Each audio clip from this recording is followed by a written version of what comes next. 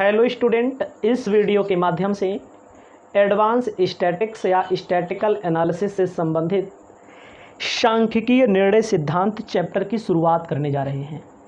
आपको अपनी कॉपी में लिखना है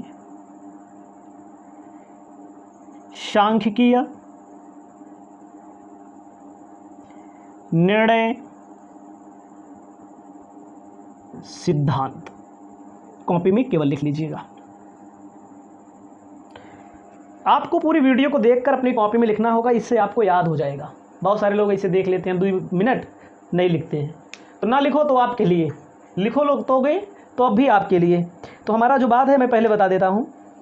तो सबसे पहले इसके नाम से ही स्पष्ट होता है, इसका अर्थ आपको तैयार करना है। इसके अर्थ में कहा गया है, किताब है व्यक्ति को समय समय पर विभिन्न प्रकार के निर्णय लेने होते हैं। कोई भी व्यक्ति होगा, व्यक्ति को समय समय पर विभिन्न प्रकार के निर्णय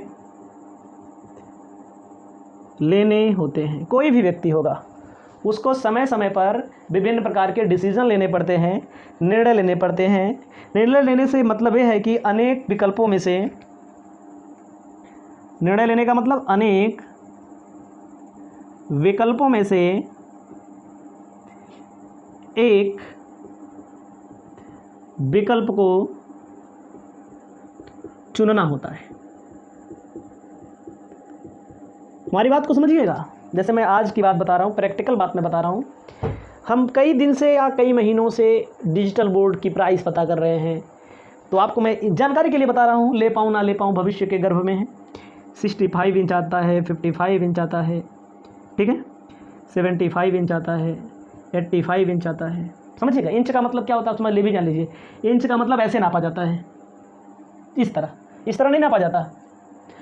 तो हमारे दिमाग में कई दिन से आ रहा था, कई दिन से नहीं आ रहा था, वैसे भी लेना है क्योंकि समय की मांग है। तो 55 इंच, 65 इंच, 75 इंच, इसका प्राइस लगभग वही 90,000 80,000 बता रहे हैं लोग। इसका प्राइस 1 लाख, इसका प्राइस 1,20,000, इसका प्राइस 2 लाख, ऐसे बता रहे हैं। इसका ज़्यादा है, इसका 1,40,50,000, मतलब ऐसे लोग बता रहे हैं। तो हमने सोचा, वही हम 75 इंच सोचे थे लेने के लिए, फिर सोचे 85 इंच, पैसा भी नहीं उतना। तो अभी शेष चंद्राकर जी जब आप देखे थे, आप जब जो बच्चे लाइव जुड़े हैं उनमें से, तो मैं फीता लेकर नाप रहा था। देखो ना, ऐसे नापा था कि नहीं ना, नाप रहा था। क्यों नाप रहा था? यही चीज़ नाप रहा था जब आप जुड़े थे, तो आप समझ नहीं पाए होंगे। ऐसे में नाप रहा था, ऐसे में नाप रहा था, ऐसे में नाप रहा था, यहीं पर लगभग आया था। तो 65 इंच का मतलब लगभग इतना बड़ा होता है, इससे बड़ा होता है। हमको काम इतने दूर का है तो हम 75 इंच का कह लें। 75 इंच का लगभग 1,40,000 1,50,000 का है। 65 इंच का लगभग कंप्लीट 1 लाख का पड़ जाएगा। तो हमारे दिमाग में कई विकल्प थे। विकल्प हमारे ये भी है, ये भी है, ये भी है, ये भी है, और एक विकल्प यह है जो हम पढ़ा रहे हैं। एक विकल्प और होता है कि मोबाइल से ही पढ़ा सकते हैं। एक विकल्प और होता है कि लैपटॉप पर बैठ के पढ़ा सकते हैं। तो किसी के व्यक्ति के जीवन में समय समय पर विभिन्न प्रकार के निर्णय लेने पड़ते हैं। उनमें से किसी एक विकल्प को चुनना पड़ता है। उन्हीं में से केवल एक विकल्प को चुनना चाहिए। तो चुनता कौन है? कौन विकल्प चुने? कौन सा विकल्प हमने चुना जो हमारे लिए लाभकारी होगा? 1 लाख में बोर्ड भी मिल जाएगा हमको, 65 इंच का काम भी हो जाएगा, 75 इंच हम क्या करेंगे लेकर के? मतलब दिमाग लगाया मैंने, पहले सोचते थे। तो कहने का मतलब हम निर्णय कौन सा लिए? कोई भी, किसी, अगर 75 वाला लाभकारी होगा तो 75 लिखेंगे। जो लाभकारी होता है और जो अनुकूलतम होता है, अनुकूलतम मतलब हमारी तरफ होता है, हमारे फेवर में होता है, उसी का हम क्या करते हैं, निर्णय लेकर के चुनाव कर लेते हैं। इसे कहा जाता है सांख्यिकीय निर्णय सिद्धांत। क्या बोला जाता है? सांख्यिकीय निर्णय सिद्धांत। समझिएगा। आपको पेपर में अपनी कॉपी में क्या लिखना है? किसी व्यक्ति को समय समय पर विभिन्न प्रकार के निर्णय लेने पड़ते हैं, लेकिन निर्णय लेने से पहले उसके पास कई विकल्प होते हैं। उनमें से किसी एक विकल्प को चुनना, उसी के आधार पर निर्णय लेना, क्या कहलाता है? सांख्यिकीय निर्णय सिद्धांत कहलाता है। निर्णय किस पर लिया जाता है? जो लाभकारी होता है, जो अनुकूलतम होता है, जो हमारे बजट में होता है, उसी से संबंध में हम निर्णय लेते हैं ना। इतना समझ गए आप? आगे मैं आपको बताना चाहता हूं इसकी विशेषताएं क्या होती हैं। किसकी विशेषताएं? सांख्यिकीय निर्णय की। पहला लिखना है, निश्चित उद्देश्य। भाई हमारा उद्देश्य है पढ़ाना, हम अपनी बात करेंगे, सही है कि नहीं। हमारा उद्देश्य पढ़ाना है, हमारा उद्देश्य है कम खर्चे में हमारा काम हो जाए, कम लागत में हमारा अधिकतम उत्पादन हो जाए। जब लेंगे तब देखा जाएगा, अभी सपना देख रहे हैं, सोचे हैं दिवाली को लेने के लिए, देखो दिवाली के पहले ही ले लेंगे। तो निश्चित उद्देश्य अपना होता है ना, कम क्यों, इसमें क्या लिखेंगे, निश्चित उद्देश्य को पूरा करने के लिए, कम लागत में अधिकतम उत्पादन करने के लिए, ठीक है। उससे जो रहेगा, जो हम लिख के बता रहे हैं, सब लिखा रहेगा, बताना रहेगा बस, निश्चित उद्देश्य के लिए। अगला बताया जो मिटाते हैं कपड़ा लेकर, नहीं मिटाना पड़ेगा ना, लोगों को लगेगा हाँ भौकाल भी मेंटेन हो जाएगा।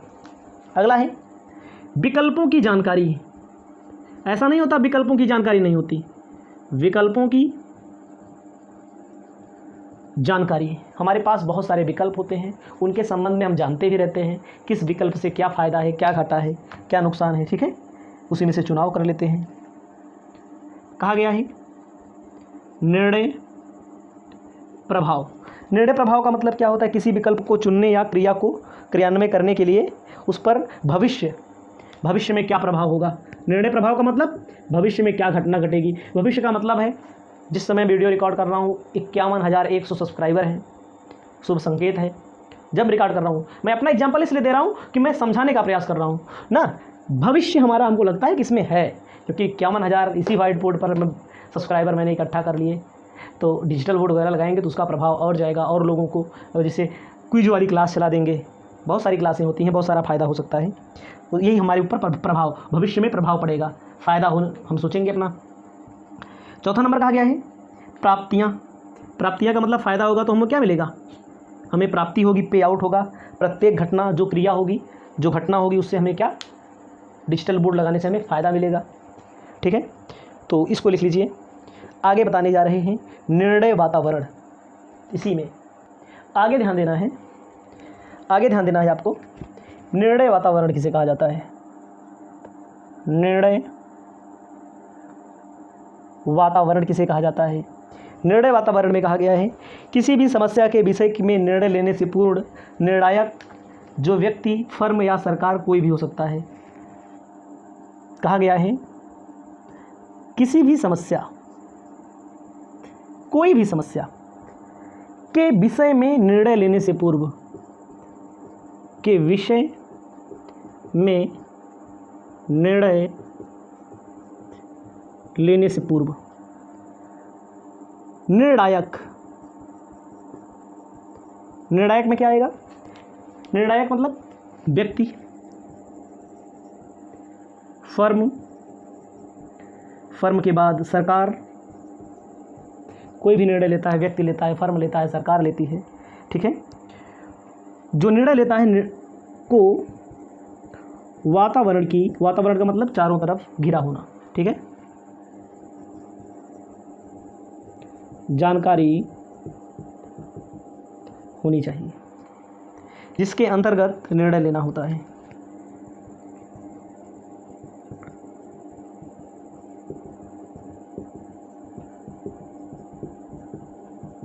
समझिएगा, किसी भी समस्या के विषय में निर्णय लेने से पहले क्या होना चाहिए, व्यक्ति को, जो निर्णय ले रहा है, हम निर्णय ले रहे हैं डिजिटल बोर्ड लेने के लिए, या कोई फर्म होगी या कोई सरकार होगी, सरकार भी निर्णय लेती है अपने स्तर पे, तो हमें जानकारी होनी चाहिए। पता लगा बहुत लोग खरीद लेते हैं, दुनियादारी, तो आपको मैं बताऊं, बहुत लोग बहुत पैसा खर्च कर देते हैं, आते हैं यूट्यूब पे, तमाम 2-4-10 दिन जोश बना रहेगा, तमाम वीडियो डालेंगे, ऐसा करेंगे, वैसा कर देंगे, लेकिन बाद में ठंडे पड़ जाते हैं। क्यों? क्योंकि सही निर्णय नहीं ले पाते। किसी भी चीज़ के बारे में जानकारी, मैं आपको बता दूँ, बहुत सारे लोग कोचिंग खोलते हैं ऑफलाइन, बड़े लड्डू बंटवाएंगे, तमाम प्रचार करेंगे, प्रचार करना ठीक है, लड्डू बंटवाएंगे, उद्घाटन होगा, केक कटेगा ना, लेकिन बाद में पता लगता है कोचिंगें बंद हुई है, 1 महीना नहीं चली, बच्चे नहीं मिले ना। बहुत बड़ी बिल्डिंग ले लेंगे, बहुत बड़ा सपना होगा, 5,000 बच्चों को पढ़ाएंगे। आज तक हमें कोचिंग के नाम पे, आज तक हम जब खोल देते हैं तब हमारी कोचिंग चलने लगती है। आज तक एक लड्डू किसी को नहीं खिलाए हैं, उस तरह खिलाए हैं, किसी अन्य मामले में लड्डू नहीं, टाफी तक नहीं खिलाए हैं किसी को, क्योंकि हमको पता है कि कोचिंग का ज़्यादा बड़ा प्रोपोगेंडा करोगे तो किसको नहीं चलेगा। वो सब सेटिंग से बच्चों को, तो सेटिंग का मतलब होता है बच्चों को पढ़ाने के ऊपर होता है मेन, ठीक है। तो आपको ध्यान देना है। तो इसमें कहा गया निर्णय वातावरण को कई भागों में बांटा गया। निर्णय वातावरण में कहा गया है निश्चितता की स्थिति में निर्णय लेना। निश्चितता की स्थिति में निर्णय लिया जाता है, निर्णय लेना चाहिए। पूर्व सूचना, पूर्व सूचना का मतलब पहले से निर्णय लेने के संबंध में। अनिश्चित, अनिश्चित मतलब होता है अनिश्चित निर्णय लिया जाता है, जोखिम के संबंध में निर्णय लिया जाता है। ठीक है, तो ये सारी चीज़ें होती हैं, इतना थोड़ा तैयार कर लेना। इसके बाद और भी चीज़ें हम आपको बताएंगे और क्वेश्चन बताएंगे, थ्योरी बताएंगे, सब कुछ बताएंगे।